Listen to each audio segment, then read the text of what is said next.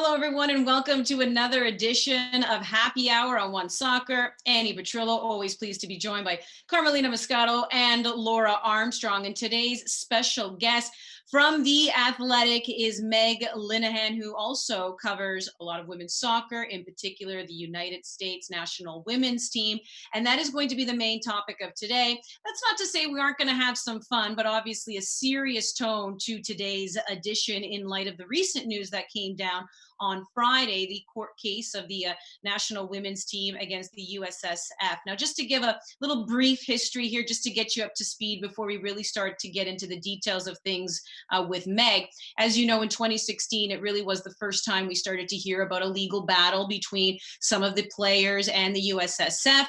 From there, that ended up leading to 2019, when it was in fact announced that they were taking the USSF to court, saying that they were in violation of two federal laws. That would be the Equal Pay Act and Title VII of the Civil Rights Act of 1964. Now, a decision was also made on Friday dismissing half of their case, which has to do with that, but allowing them to proceed when it does come to travel accommodations, making sure that they're treated equally there, as well as having access to support staff. So I guess, Meg, let's begin with the most recent decision from the judge on Friday, which basically said that the women had agreed to a new CBA, which was in fact ratified in April of 2017. Therefore, they cannot go back and change something that they agreed to. Your thoughts on that?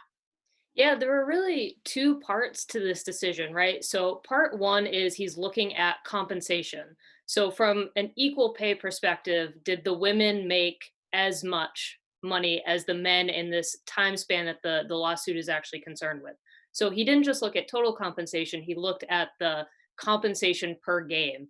And when he ran those numbers based on the numbers that were basically undisputed between the federation in terms of number of games and then those revenues, he's saying, okay, the U.S. women's national team has made 220,000 per game, and then in terms of the men, 212,000 per game, right? So that's part one.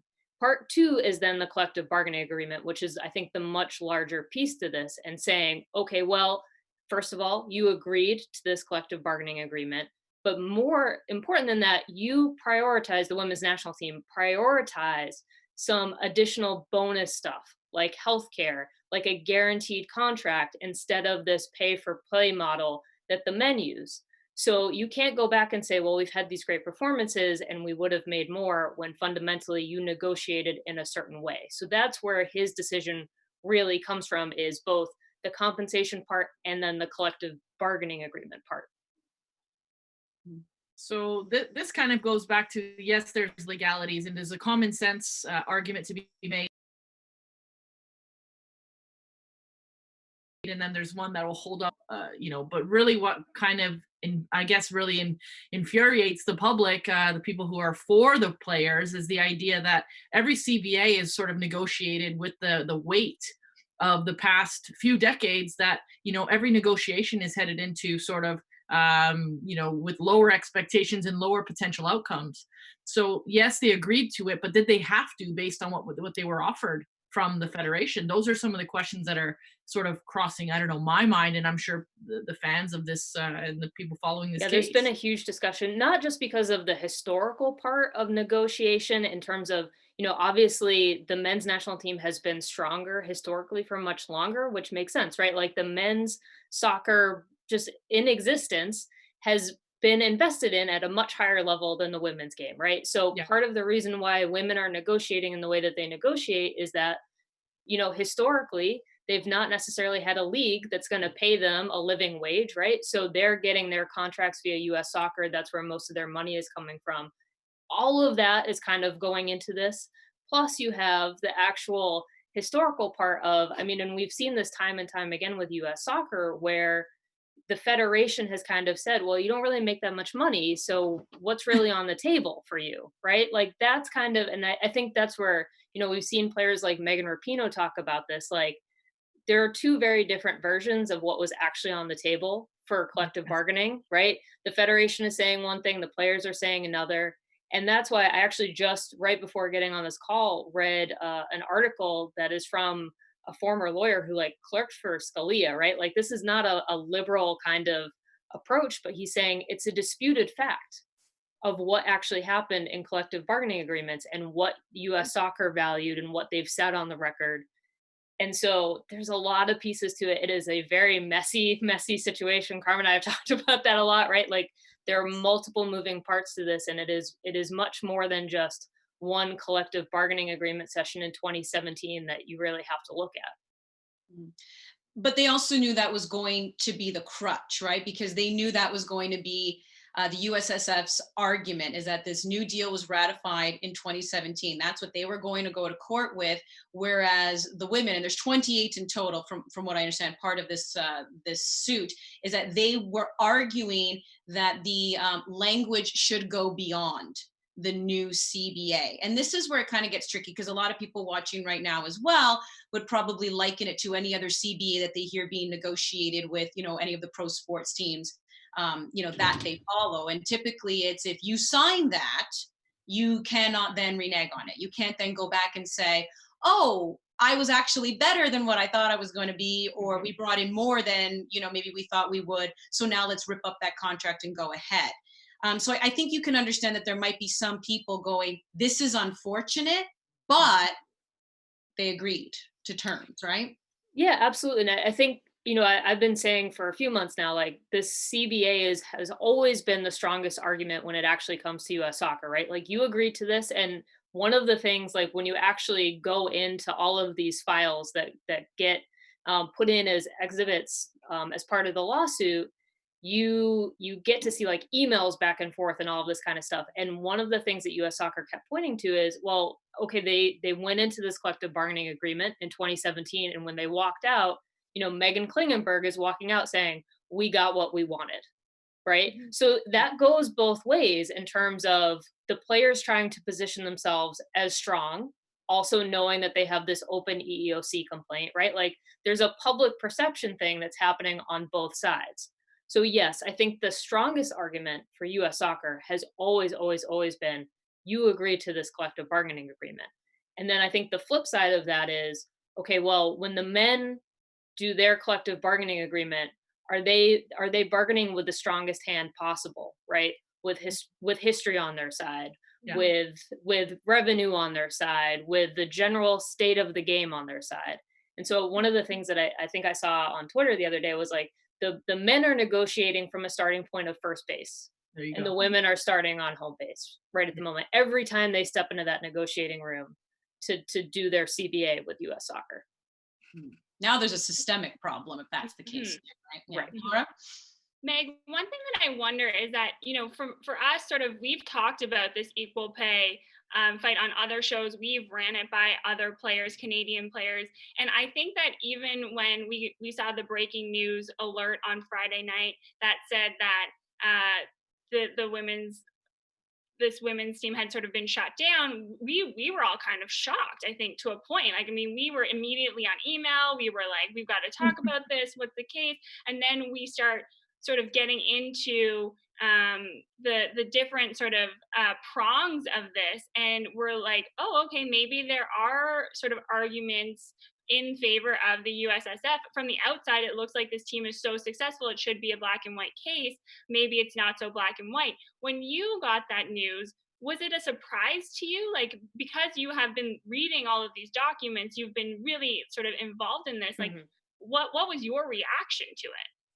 I think my reaction was more surprised that it had been decided via a partial summary judgment, essentially, that the fact that actually had stepped in to actually issue a ruling. I think everybody kind of thought that these back and forth filings for the summary judgment requests, which are very much a procedural thing, were just going to be tossed aside and said, okay, you're going to go to trial, right? Like, this is destined for a trial unless the two sides settle. Like, that really seemed to be general consensus. And I think for a lot of people who have read these documents, like, I cannot say how many thousands of pages of documents I have read in this court case at this point.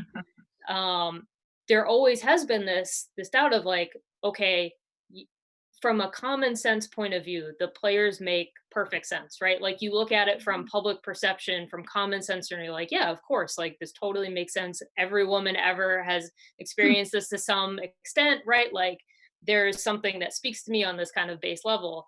And then there's also just the reality of what the law actually says in this case, right? And I think that's where a lot of us had always kind of worried, like, okay, well, there is a collective bargaining agreement in place, right? This is not this sort of apples to apples. The two structures of the CBAs are completely different because you do have guaranteed contracts versus a pay for play model, right? Like there's no direct comparison in place. And so, and I think every time US Soccer did something where they came out with like, you know, former US Soccer president Carlos Cordero would release a letter, right, with a fact sheet and say, well, actually, we did pay the women more. Like, look, we've done the math for you. Like, we have the numbers, right? Like, here's the math. And then you'd get this fresh round of like, well, they paid the women more. Okay, like that makes sense. So I think that there was kind of always a sense of the court case is not a slam dunk, right? Like, it could go either way. And I think that's when, right, like in March, when everything kind of blew up over this concept that US Soccer introduced in its filings of, well, the women don't have strength or skill, that introduced into it a very new element that I think worried a lot of people in a completely different new way, beyond just this financial implication to the value of women's soccer. Then it turned really into a completely different ball game. And that's when the stakes, I think, got a lot higher. But I don't know if I'm necessarily surprised by Friday's ruling, just beyond the fact that it actually happened because we weren't expecting it necessarily from a procedural standpoint. And I just think, sorry for Carm, I know you want to pop in here, but for our viewers, like just, I know you mentioned the collective bargaining agreement, getting sort of healthcare and that kind of thing, but I mean, it looked, as we were looking at it earlier in an NPR report, and the Associated Press reported the players got better base pay, better bonuses, better travel provisions, some control of certain licensing and marketing rights. It boosted some players' incomes by double because the base pay at 30%. So if you're not making any money necessarily guaranteed or great money elsewhere, that seems like a good deal to sign, right? And I think that people should sort of understand that you know, it was in some ways when you're not maybe making millions of dollars elsewhere, like the captain of the US men's national team might be, that almost seems like a good deal when you have that question of why sign it in the first place if you're in the middle of a sort of battle with your federation, right? Yeah, there's also the other piece to this too, is that the women's national team all, for the most part, play in NWSL. And if they don't sign that CBA, they don't necessarily play in the NWSL at the start of that season. So it just creates this additional pressure of saying, okay, we've got to get this deal done.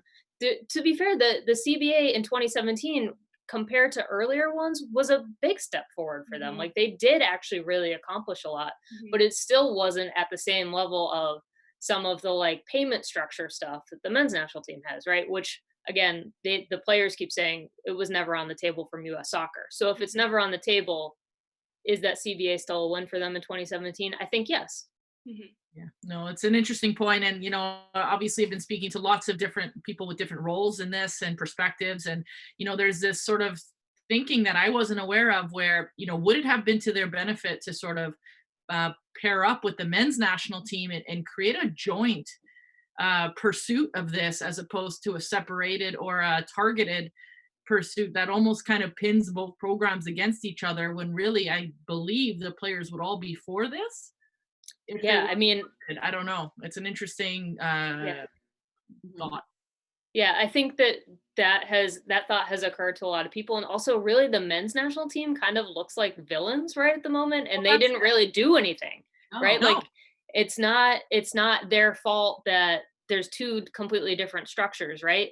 And also not helping them is when you actually compare the results of the two teams, right? The only reason why the women's national team made as much money as they did over the period of the lawsuit is because they won 2 World Cups. Exactly. Right? Yes. So results are definitely playing a role in this when you win every single thing really that you've been asked to win, with the exception of the 2016 Olympics, right? Like their performance has been stellar, right?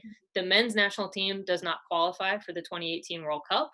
So that changes their math tremendously, right? So when you're looking at it from like a pure total compensation point of view, like I think that's where we've seen a lot of this direct comparison thing that never favors the men. But fundamentally, like those two, like we have two separate player associations, we have two separate CBAs. Could they negotiate together? Yes. Do I think US Soccer would actually like them to negotiate together? Actually, yes, which to some extent makes me a little nervous then if it's actually a good idea or not. But, Mhm. fundamentally, I think what would need to happen is we've seen a lot from the Players Association for the men's national team. Like there's been a couple of statements. They've been very forceful. They've said the federation has undervalued both the men and the women at the same time. Like they don't want to pay them the correct rate. But I think that obviously the men prioritize different things than the women, and the women prioritize those guaranteed contracts and benefits and stuff like that. So can you maybe have those conversations on the side and say, how do we align our interests to get the best possible contract for us both? And I don't know if that conversation has happened yet. Interesting. Someone watching the show has just written in saying that they thought the USSF had offered the same exact deal to the men, but the women had rejected it, right? And I think that's what we're saying is that yes, the women were offered the play to pay or pay to play, if I'm getting the two mixed up there, but that they decided to take the guarantee. So yes, I guess in some ways they did reject, and I think that's the argument that the USSF is making, right? Is that they accepted the deal that they themselves negotiated. But from what I'm also getting from this, and you're right, there's two different courts. There's the court of law and there's the court of public opinion.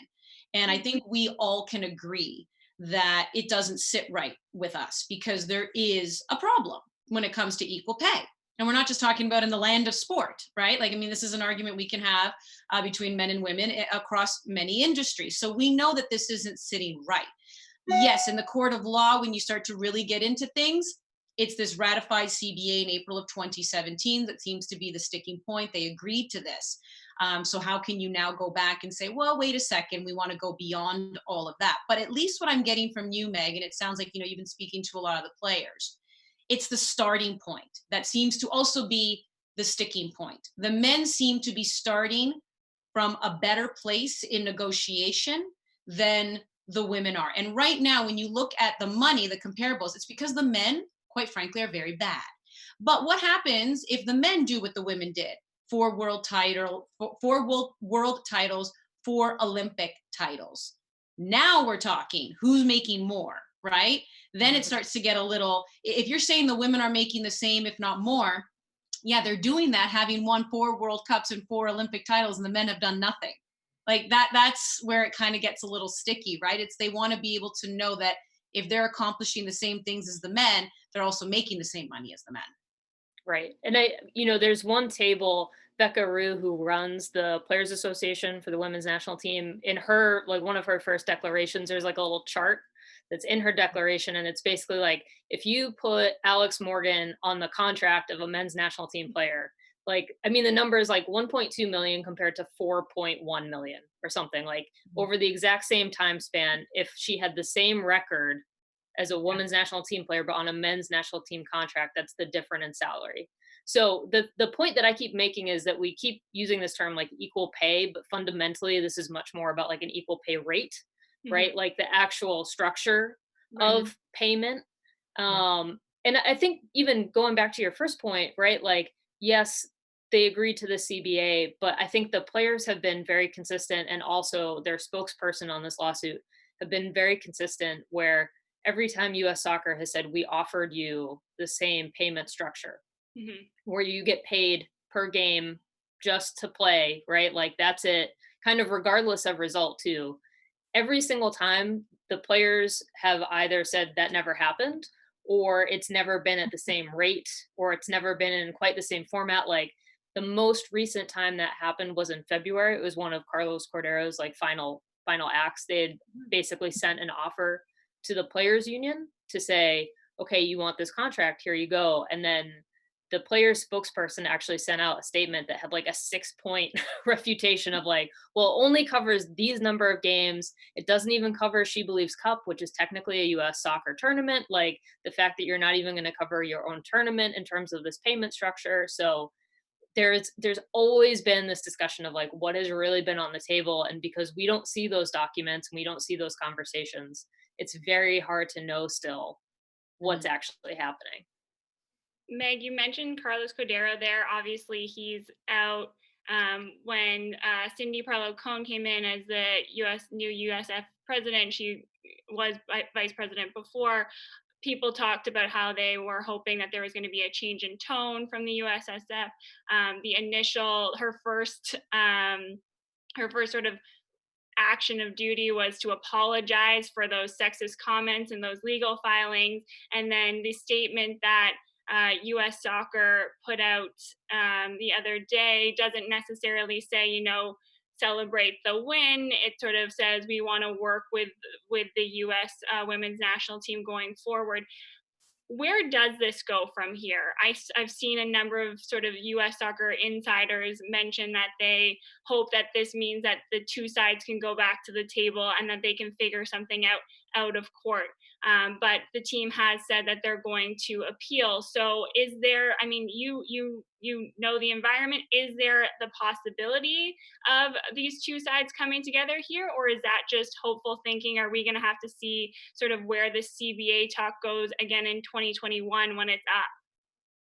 Yeah, I think there actually is a decent chance of a settlement. And I think that Cindy Parlow-Cone really does have an opportunity here, right? She's been on the historical side. Like I've written about what happened in 99 and 2000 between the team and the federation. I mean, some of the comments from the general secretary of US Soccer at that time were probably just as bad, if not worse, as some of the stuff that was in the lawsuit. So she's kind of seen that stuff firsthand. She's been on the other side of it. I think that you actually have to like have these phone calls start happening, right? Like even if it's just to get them on the phone. And I remember being at Red Bull Arena kind of right before sports entirely shut down at She Believes Cup, and Becky Sauerbrunn saying like, well, it kind of goes in waves, our relationships. And sometimes we feel like we're further apart from the federation, and sometimes we feel like we're a little bit closer together.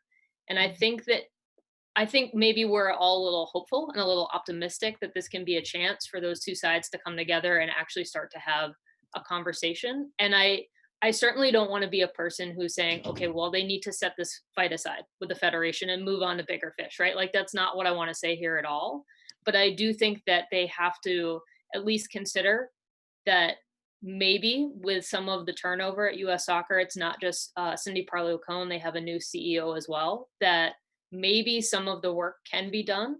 Like I think US Soccer really has to prove itself to the players, right? Like keep fighting, but if US Soccer really comes to the table and is negotiating in good faith and is saying, here's the work that we're going to do on the inside, here's the way that we want to repair the relationship with you as a team, with the fans, with all of these other stakeholders, right? Like that's where you get your opportunity. But I think the first steps, like it has to be more than just talk from US Soccer. It has to really be some action as well. Mm-hmm. And, there was a tweet from Hope Solo at one point that was like, yeah, great, Cordero stepped down. But at the end of the day, this is the same thinkers around the table. And even the CEO, directly from correct me if I'm wrong, but is a previous employee or executive leader from which would bring in that same level of thinking and sort of, for lack of a better word, the old boys club or whatever. I don't know that individual, so it's not my judgment to make. But I do know that that's the fear, is that there's this sort of groupthink, institutionalized, historic, all the things we're talking about. And that's not really going to change with the optics of US soccer changing. But if COVID has taught us anything, it's that there's definitely a time to rebuild, to relook at all these things. And you have to imagine they want to come to an agreement outside of this. It's costing how many millions of dollars to administer this court case on both sides. So there's that idea. But this is much more than about them. We all get that sense. This is not really about their pocketbooks, although they will benefit greatly. It's about the game. It's about the game in general. So if they stop fighting, what kind of message does that send as well? Yeah, that's a really good point. I think that it's not necessarily, I don't know if settlement means that you stop fighting. I think that it depends on what you like. If you can show some sort of tangible result, right? Yeah. They've also like they've won in the court of public opinion, right? And like we've seen that now for multiple years. They've won that fight already. Yeah. US soccer has sustained so much damage to its brand over the past, 4 years, really, like over the past quad.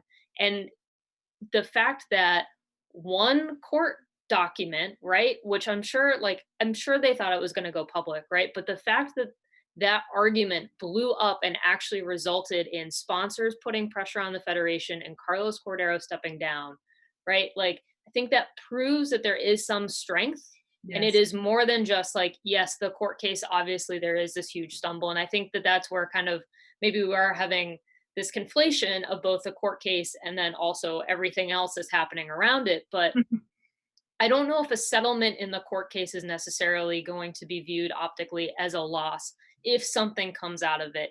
And also, if they like, it doesn't end with US soccer, right? No. Like, they're fighting this fight that is on multiple fronts right at the moment, where it's both US soccer, FIFA, sexism in general, right? Like, there's so many facets to it that would they benefit from having only one major fight at a time? Probably, right? Like, can they move on to bigger fish in FIFA? I would think that would be more productive if they get US soccer on their side, which US soccer has kind of said the entire time, like, hey, think about what we could accomplish together in putting pressure on FIFA, right? Yeah. Like, but that's, again, like, we have to see that from US soccer first before I think we can consider it for the team. Like, I don't want to say, okay, you're moving on to FIFA now. Like, we're done here. We're going to move on to FIFA. Like, that's not what I want. Like, I want US soccer to say, here's how we move on to bigger and better things if we work together. And we actually want to work together. Like, that's, I think, the big next step that could happen in the best possible case scenario. And that's actually what I want to go to, because I think we have about 5 more minutes left with you, and I really want to pick your brain on this, just to remind everyone, or to maybe shed some light, because we keep talking about Carlos Cordero and why he had to resign as president of the U.S. Soccer Federation. These were his comments that he made. He basically went on to say that women do not perform equal work requiring equal skill and effort. The overall soccer playing ability required to compete at the senior men's national team level is materially influenced by the level of certain physical attributes, such as speed and strength. And once again, we kind of go to, women aren't strong enough, fast enough, not mentally strong enough. Like, we just keep getting our gender is almost held against us in many ways, as opposed to being seen as athletes, which is those attributes of strength, speed, agility, and are supposed to be a part of that. Now, this is recent. So FIFPro came on out. This is the World Players Union.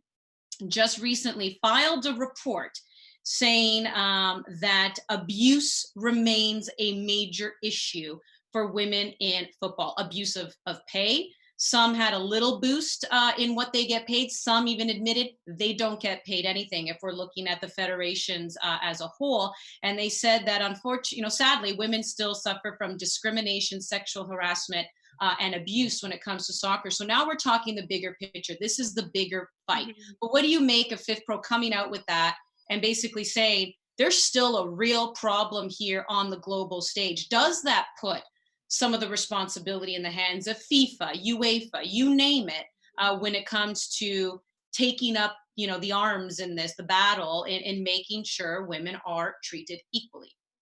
Yeah, I think the work that FIFPro does is extremely important. Amanda Vandervoort, who has been around the U.S. soccer circles for a really long time, is now their chief women's football officer. And I even tweeted last week, like, thank God we have her back in the game, because I think we need people who are looking at it from a much larger perspective. And I think that with U.S. soccer in this fight in particular, there's so many layers to it, right? So, like, within the United States, we're looking at U.S. women's national team versus U.S. men's national team and saying, man, if this can't happen here, how is it going to happen anywhere else, right? So it's been kind of this test case almost.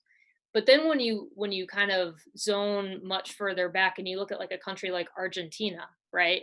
which like lives and dies by football. And then the Argentinian women's national team, essentially, they fight for everything, right? Like just in terms of resources and all that kind of stuff. Like Brazil too. Brazil, I mean, South America in general, right? Like it's Marta. it's crazy. So I think that from a much larger global standpoint, and this is something that the US national team has kind of always said of, like, we have to do it here because it almost like we have to prove that it's possible, right? And then we get to move on and fight those bigger fights, and we fight FIFA, and we say, like, that was, I think, one of the most interesting parts of that most recent FIFPro report was saying the gloss of a World Cup, right, makes everything look like this beautiful game. But even when we were in France, you could see the cracks. I mean, you think about that USA Thailand game, right? And the discourse that happened after that. And the fact that we have two teams with such completely different resources in the same tournament, right? The fact that those two things can exist at the same time, like this is what we've been talking about for a year now. Like, how do you have US soccer, which historically has been the leader in the world in supporting women's soccer, right? Like that's not disputed. And the players will admit that. Everyone will say, like, US soccer has led the way in terms of investment in women's soccer. They've supported the NWSL. They've done all of this work. But at the same time, does that necessarily justify the treatment of the women's national team? Are they still doing as much as they could? So there are so many levels to this, just in terms of what is within a country's capability, how FIFA and these other both governing bodies of the sport, even governing bodies like within countries and nonprofits, and how all of these pieces kind of interact to actually support the growth of women's soccer. There's a huge fight that still has to be fought. And your dog's very upset about that. Yes. Fight the power. Meg, really appreciate you taking the time. I know you've been covering this since day one. Some great information, some great insight, but we have to let you go now. And if you're just tuning in halfway, we're going to continue here. But if you missed any of what Meg said, don't worry. We're going to be posting this to our YouTube channel. So Meg, thank you so much for taking the time. You. Look forward to reading your articles. Meg Linehan of The Athletic, and she follows everything that's been going on with the U.S. women's national team and everything in soccer as well. So thank you very much. Thanks for having me. Thanks, Meg. See you later, Meg. Thank you. Stay safe. She's going to attend to her dog now. Yeah, listen, this is okay. All right. What is that going on? Guys, where's that? I feel like I need a drink. No kidding. Yeah, wow. I'm trying. And here's the thing, and a lot of this information, I thought Meg did a brilliant job, at least for me, in dumbing down a lot of it, right? Because there's a lot to digest there, right? And I feel like this is where maybe some of the people who are trying to keep up with this story can maybe go a little back and forth, right? They signed the CBA, but was the CBA fair to begin with? Well, should they have put up a bigger fight? Well, they're not exactly like the men where they have guaranteed pro contracts that can pay them, where they kind of caught between a rock and a hard place, right? Did they take a bit of a chance, though, signing that CBA, knowing that the court of law, not the court of public opinion, was going to rule and say, too bad, so sad, you signed it, now you have to live with it. But to me, what may seem like a shot, like a loss in that this part of the case got dismissed, because like I said, they're still allowed to continue with the equal travel accommodations and access to support staff, physiotherapists, you name it. The judge did say, full steam ahead when it comes to arguing that. This is still something that's garnered attention. I don't see it as a loss. This is a conversation that's not going away, nor should it go away, because it's something that still needs to be discussed. Carm? Yeah, no, and to your point, it's definitely not going to go away for decades and decades. I think we're going to continue to fight for sort of progress. And I like what was said earlier about how every country is at a different starting point, even here in Canada, and the infrastructure has a lot to do with how this money gets distributed. And there's something else that I read that I think is relevant for this conversation. We talk about this prize money being so different when you talk about FIFA and how the huge rates that they're paying out for that. So if FIFA did something where they sort of equalized that and they gave a higher percentage to women, that's going to make a huge difference. But really, this is what I learned, and this is a fact. Every federation that receives bonus money from whatever amount So in this case, $4 million for winning the World Cup. That goes into a pot of money that's then distributed through the decision makers of the federation. Yeah. So it does help to have a successful men's team. And yes, it sucks that the US men's team did not qualify this time around. But at the end of the day, the money is being spent in an unequal way, an equal way. So that's the problem. Yeah. In a Well, nutshell, their that argument remains the problem. is that money that they make goes into a general pot. It goes into a general pot. It's like when you go to, do you remember that fight, right, in restaurants? And if you were somebody who made a tip and you wanted the tip, but there were tips that there's the general jar. Well, wait a second, why do I have to, if I'm a really good, waitress, why do I have to share with that person who slummed it all day long, right? And there's ones who get to keep their own tips and there's ones who have to go into a general pot. Yeah. The argument is, I want to keep my own tip because I'm better than what they're doing. Although, having said that, exactly, there's two sides, yes. But if the men started to do really well and started to win, you can't then want to put your fingers in that too. So that's where it starts to get tricky. Where do you agree? And it does, and that's where it does get interesting. Should the men and women come together? Yeah. And should they form some sort of union here, yes, where they can be together? Because none of the men really are speaking against this. None of them are speaking up. A lot of them are remaining silent. It just kind of seems like they've been advised. Hard to comment on this. It's a lose-lose for them, I think. And how do you really, and I do agree with that. So we haven't really heard from them, but you are kind of getting the general feeling that, there is support there, and there is agreement that the women rock.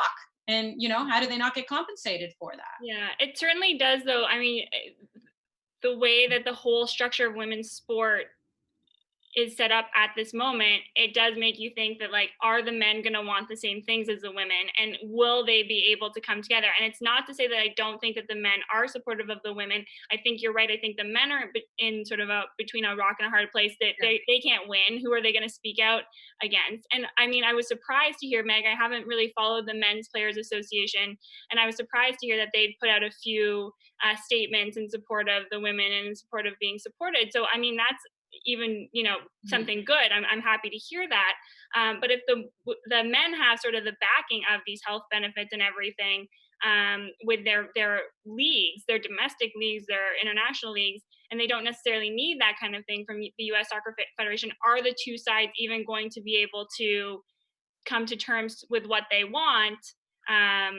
given their desires and what they need is so different? Now, I mean, if they're making the same amount of money, maybe if you're making sort of more money, the women are making more money, then they don't have to worry so much about benefits, for example. But that's still something that's certainly like a consideration. These men just have a different base, right? Exactly. Yeah. Mm-hmm. I mean, Josie Altidore was like 6.3 million. Yeah, I mean, exactly. Making over 6 million. We're not even talking about Bradley or what the guys who play in Europe make. We're talking about players who are making millions on the pro side. Mm-hmm. So this is where it does get interesting when you're talking about a CBA, because you have different wants and needs, right? Mm-hmm. And then once you agree to them, though, like that's kind of what you agree to, which again is what the judge has been talking about here. But it is, I think Meg is right, in the court of public opinion. Mm-hmm. This is something that a lot of people agree. It just doesn't sit right. No, right? There's something there where and you can't go to court and say, well, this is unfair and that's not right. Court doesn't care about that. No. It's a whole bunch of legal jargon that I'm not even going to pretend to understand. But I think we all know that something stinks. And I think we all know that where there's smoke, there's fire. And that's why I think this is a conversation that is definitely going to continue. I mean, when the three of us did the Olympic qualification for CONCACAF, I mean, there were a handful of teams there that didn't even have full-time coaches. Nope. Some of them even have coaches where they're in one country and their coaches in another country. And that's why this women's teams that don't even have coaches. That's exactly right. And that's why this conversation gets so muddy and polluted. And we're starting to bring in different elements of the global game and of the national game and the regional. Like, it's very difficult. But Sarah Spain, in my opinion, a journalist from down in the US, said it best.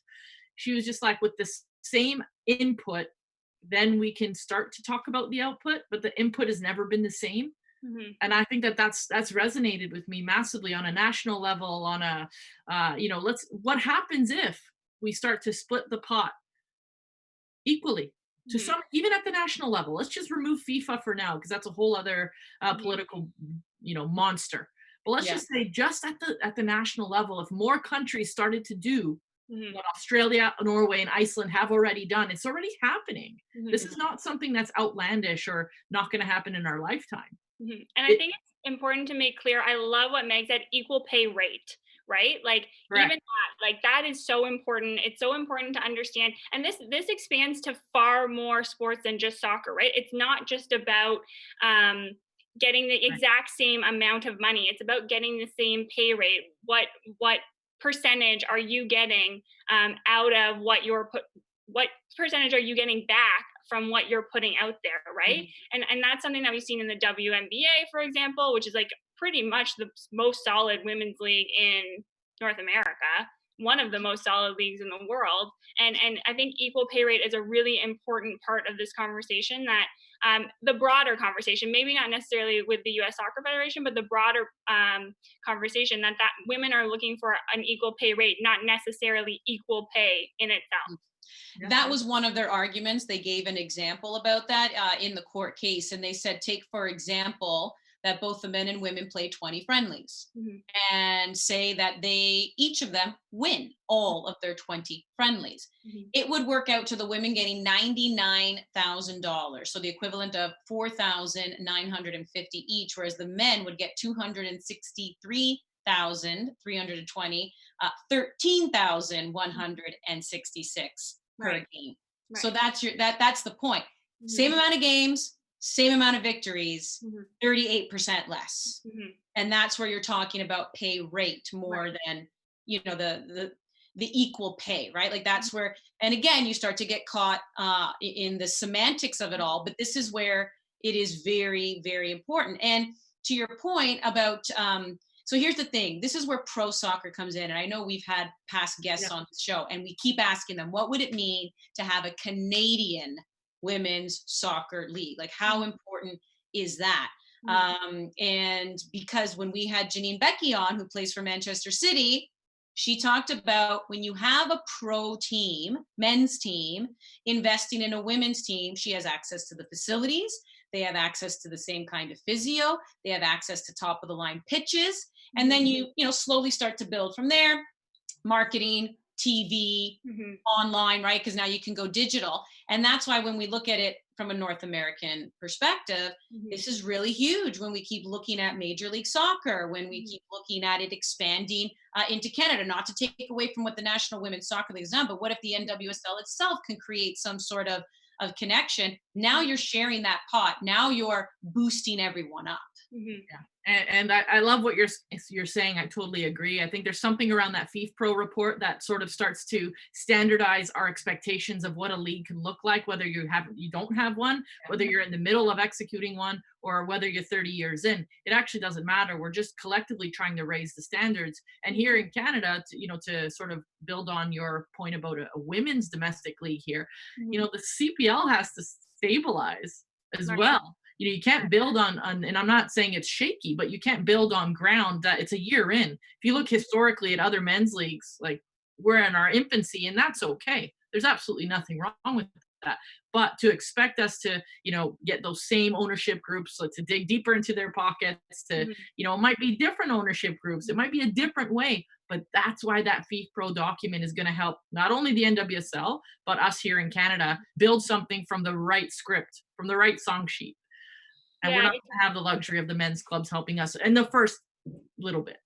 And that's why, when business professionals in this country, I've written stories about this, are asked what's the best way to bring a high-level women's team into this country, they say it would be best if Vancouver, if Toronto FC, if Montreal just allocated some of their resources to a women's team. And that does not... It's a completely different discussion in terms of growing the game in the country, because as you said before, it definitely only works for some players and players that are already at an elite level. And then you get into the semantics of the homegrown players and all of that. Like, there's a lot of confusion to it, but at a business decision if you want to bring high-level women's soccer into the country right now. That's what business professionals and experts suggest, is to join TFC women, Vancouver women, Montreal women, because the stadiums already exist. You know, if you do a double header, then you don't have to open up the stadiums. You have all the people in for concession. You have the training ground. You have the personnel. So in a business sense, it's maybe the easiest and quickest way. It's not providing you any infrastructure in the country, but it is an option to get women's soccer played at a high level here. It's a spectacle and it'd be great. Sorry, Andi, go on. No, even little things. Like I've even had this discussion before about, you know, why not have the Women's World Cup held in the same areas as the Men's World Cup? Because one of the arguments as Women's World Cup, when it's in another country, a lot of times they'll play in stadiums where there's turf.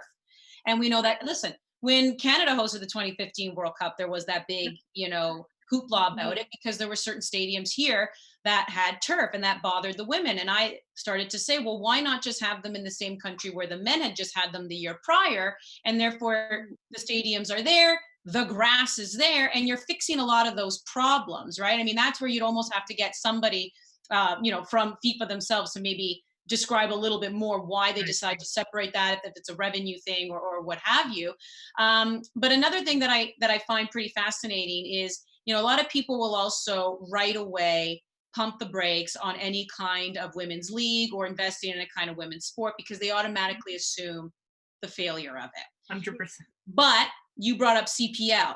I can, at least off the top of my head, remember 2 prior incarnations of pro soccer in Canada that have failed. Men, right? Men. Exactly. Yep. I can also tell you right now that the 2 leagues that are asking the government for money during this pandemic are 2 men's pro leagues, right? Not the women's hockey team. When the Canadian Women's Hockey League had to fold, okay, there was no talk of federal aid.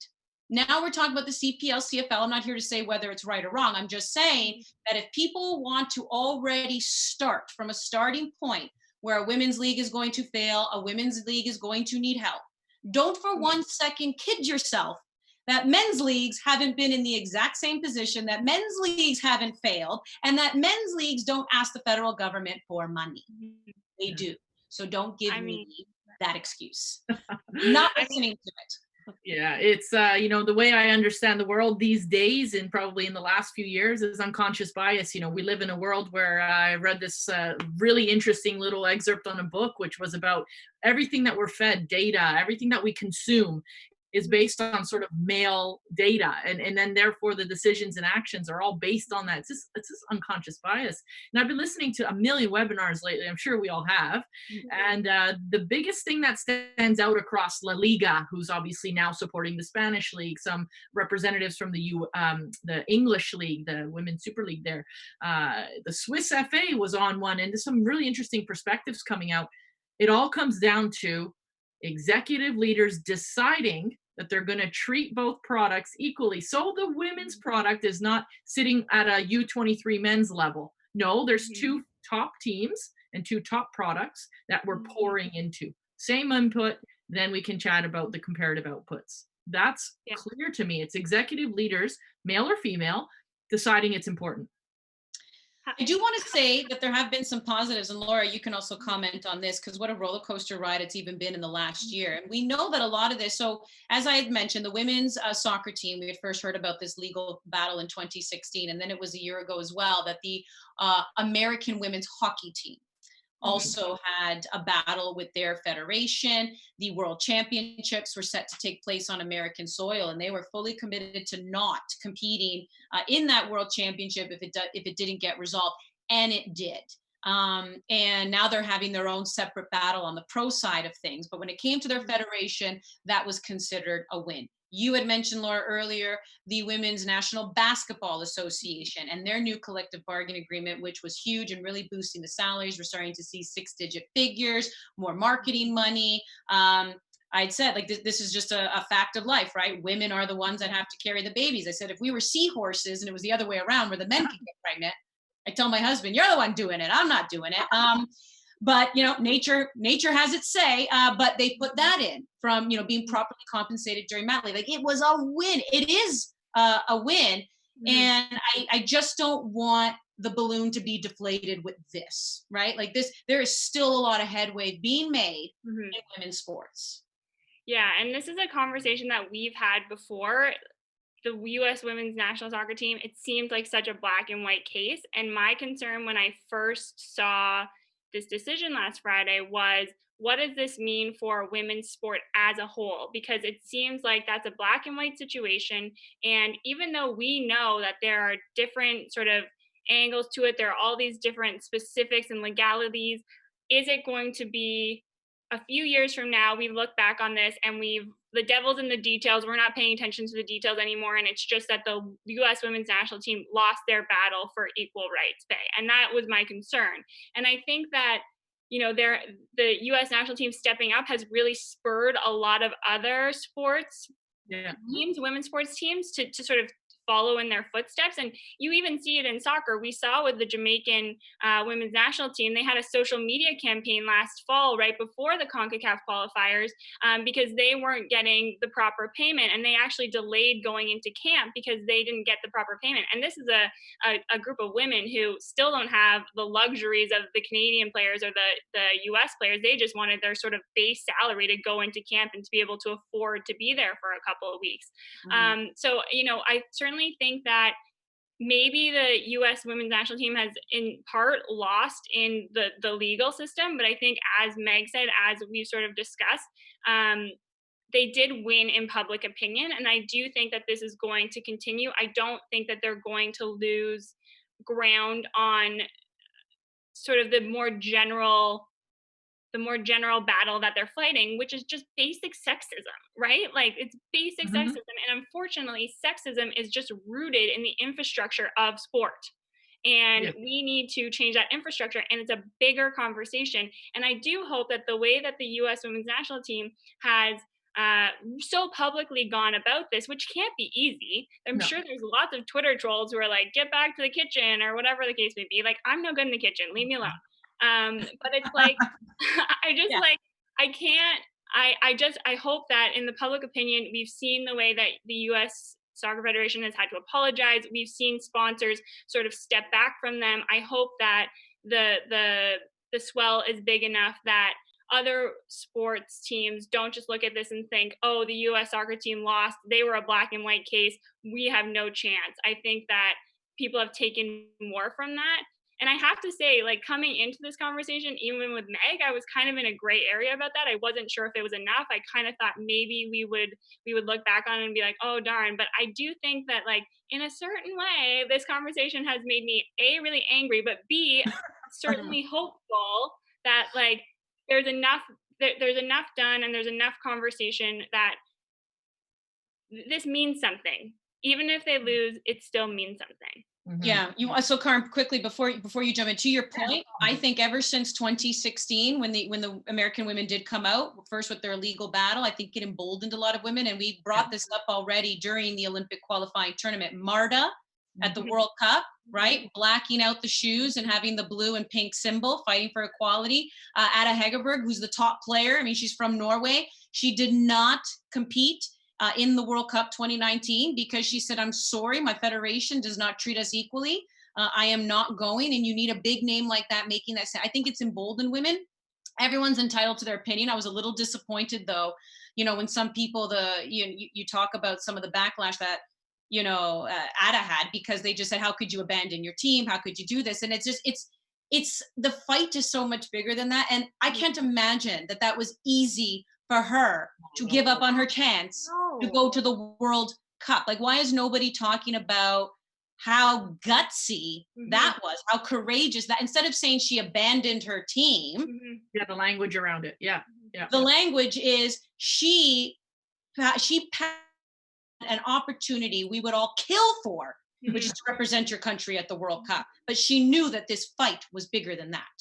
Yeah, and there's been like Veró Boquete from Spain has done the same thing, been almost exiled from her federation because of the stance that she's taken. And since they have taken progressive steps, and you don't ever want it to get to that point. Like it's an old story now, the whole boycott thing, because everybody loses when there's a boycott, but it's one approach to trying to get attention. But I do think the US women's team has done that for all of us. And I know that if you speak to even some of the Canadian players along the way, our CBA conversations have improved drastically just simply from having that sort of precedence on the table. To your point, details aside, I think most federations are coming now to the table knowing that there's going to be pressure at some point to head in this direction, so better do it now. And that's what's for me standing out, is that people feel pressured to act on this and won't get away with as much as they had, even if it's incremental changes. Yeah, listen, we had the same conversation around the women's hockey team in Canada after the American women won their battle. The World Championship this year was actually supposed to be held in Truro, Nova Scotia. It was going to be held on Canadian soil. And we wondered if we were going to hear anything, or if to your point, the dialogue between the players and their federations now get better because they see what's happening in other federations. I'm not saying the Canadian women had anything up their sleeve or we're going to do anything. I just know that in the hockey world, we as well were going, I wonder, right? The American women did it. They won a battle. The World Championship was going to be on their soil. So they had that card to play. Were the Canadian women going to do something similar? Of course, the pandemic and just the cancellation of the World Championship. But I mean, again, this is if they, even though that this is a little bit, again, like we said, you can, quote unquote loss. I mean, it is a loss that gets dismissed, but they can continue with other things. The conversation has been started. The conversation is ongoing. And you just wonder if other federations are going to go, They have to. Yeah. And with Beef Pro coming out, the World Players Union coming out saying, we have a problem with the way women are treated, you listen and you start to do something about it. Yeah. Sign a better CBA in the first place, and maybe somebody won't take you to court. Yeah. Then there's that as well. Right. So here's the thing. We got a couple more minutes left. Normally during happy hour, we're drinking throughout and we're sharing stories and having a great time. But I feel like I'm going to have to do a different kind of drinking after this show. Yeah. There you go. What's in that little mug over there? That's You don't want to know. Nah, just water today. I know I had to keep up water going. But anyways, listen, I know that we're going to continue this conversation. And as we've said before, you do need the help of everyone. And this should never be a women versus men. No. In fact, it's with the help of the men that, because their leagues have just been around for decades longer. When I'm talking about on the pro side of things, their infrastructure from facilities to support staff to finances are in place. It only is better for everyone when we all start to work together. And I think that's what was very key. And we did have somebody write in on the YouTube channel there. The American men are just as much in support, of the American women and their cause. Trust me, people do want to work together. It's not an us versus them by any means. No, allies For sure. And I hope that, obviously people watching will continue to make their own opinions. But at the end of the day, it really is about values driven organizations and saying, we're going to pour into things because it represents half of our population, and our federations should represent society. And we represent 50% of that participation in the sport and otherwise. And I don't know if that's the case for all other sports. I tend to dive into soccer, but all to say, it's an important reflection, and that needs to come through in the decision making at the top. Yeah, very true. Well, thank you to everybody who tuned in. Again, if you tuned in halfway or close to the end, today was, the focus on the most recent decision on Friday with the U.S. women's national team and their legal battle against the U.S. Soccer Federation, and how that continues to be ongoing. And it should be. It should definitely be a conversation that does not end. And we had Meg Linehan on from The Athletic. She's been following this since day one. Check out her pieces. It's incredible. If you missed, she was on in the first half. If you missed her, you can always rewatch this because we are going to be reposting it on OneSoccer's YouTube channel. Some great information there. That's Carm. That's Laura. I'm Andi. And we'll see you next week on Happy Hour. Thank you.